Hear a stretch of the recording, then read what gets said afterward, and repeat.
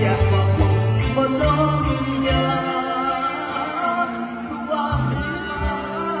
ไม่มีความสุขเวลายังมีที่ใดเริ่มต้นอายเคยเป็นคนอยู่เคียงข้า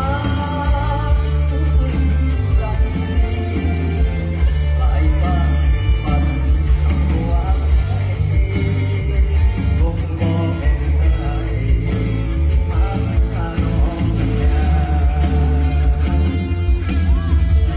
มาส่งเจ้าไว้แค่ครึ่งทางโชคดีเด้อนะสมหวัง